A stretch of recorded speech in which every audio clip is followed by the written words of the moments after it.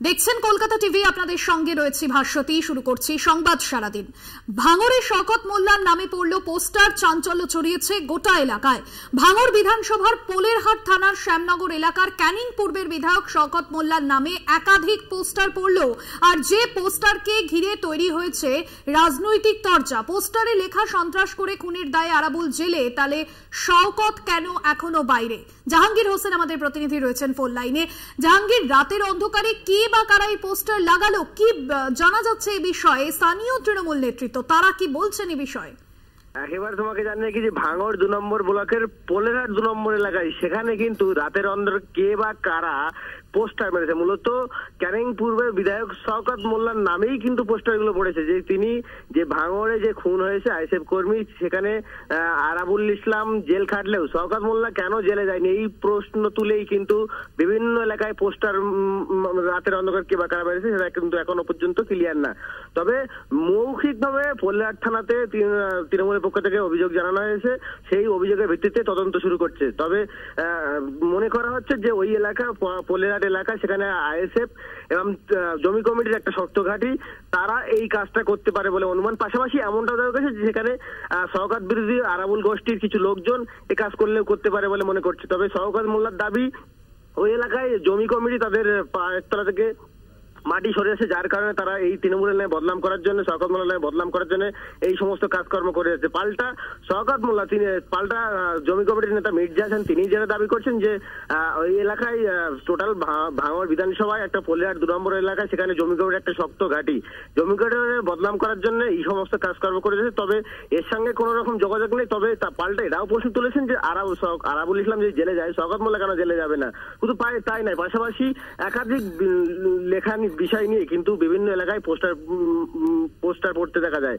তবে এই সামনে যে লোকসভা ভোট, এই লোকসভা ভোটের পূর্বে এই যে এরকম বিভিন্ন জায়গায় পোস্টার, এই পোস্টারকে ঘিরে যথেষ্ট চাঞ্চল্য এলাকা জুড়ে। ভাস্বতী, জাহাঙ্গীর, শওকত মোল্লা তিনি কি এই বিষয়ে কিছু বলেছেন? শওকত মোল্লা যেটা জানাচ্ছে যে এর সাথে কোন রকম এরা শওকত মোল্লাকে ফাঁসানোর জন্য বা চক্রান্ত করে তাকে বদনাম করার জন্য এই সমস্ত কাজকর্ম রাতের অন্ধকারে কিছু এক শ্রেণীর মানুষ তারা করে যাচ্ছে।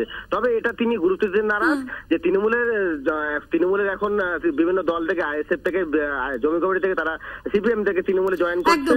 তবে এই সমস্ত নিয়ে মাথা ঘামাতে তিনি নারাজ। ধন্যবাদ জাহাঙ্গীর।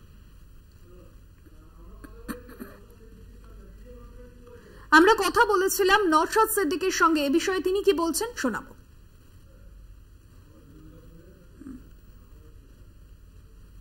ডিমান্ডটা আছে ভ্যালিড ডিমান্ড। যেদিনকে আরাবুল ইসলাম সাহেবকে অ্যারেস্ট করেছে ওই দিন কি বলেছিলাম যে আইএসএফ এর করা মামলাতে আমাদের এক কর্মীকে হত্যা করেছিল, গুলি করে মেরেছিল। সেই মামলাতে আরাবুল ইসলামকে অ্যারেস্ট করেছে, শওকত মোল্লাকে অ্যারেস্ট করেন।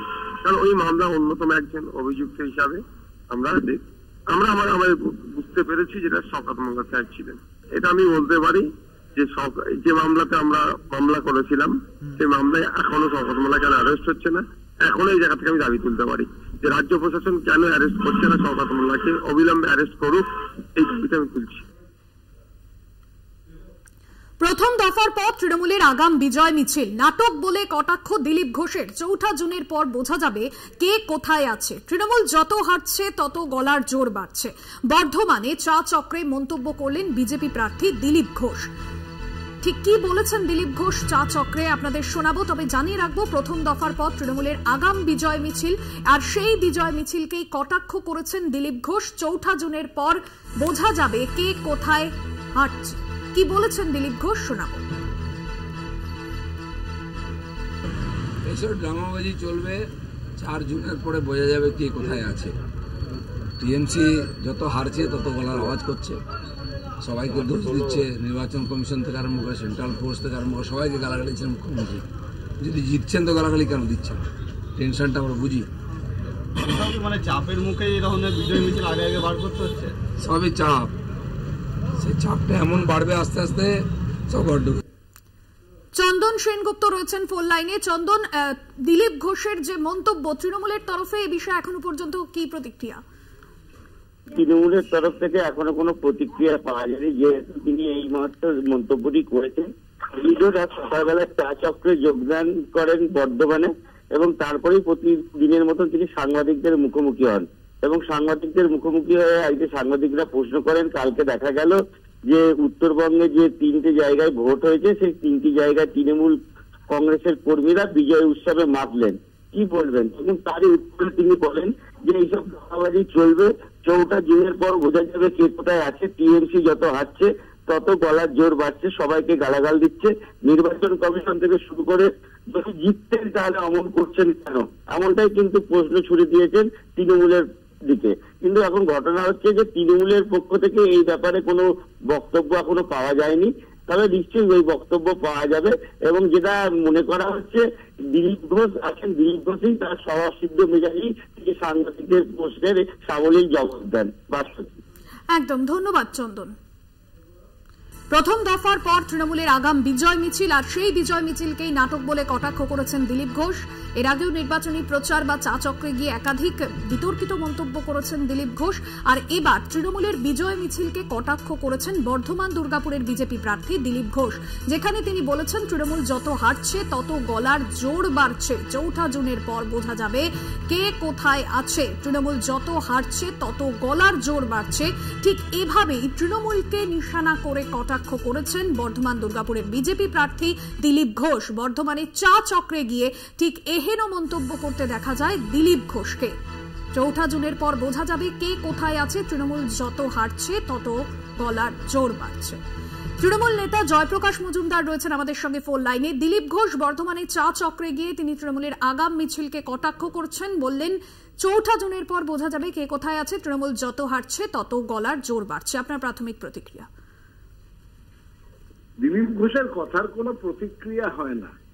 আমরা প্রথম দিন থেকেই দেখছি তো ওই চা চক্রের মধ্যেই দিলীপ ঘোষের সমস্ত কিছু সীমাবদ্ধ। চা খাওয়া এবং আজে বাজে বিবৃতি দেওয়া, এটাই হচ্ছে তার সমস্ত রাজনৈতিক পরিধিটা এর মধ্যেই সীমিত। যে কথা বলছেন, বলে দিলেন যে তৃণমূলের গলার জোর বাড়ছে। তৃণমূলের গলার জোর বাড়বেই তো।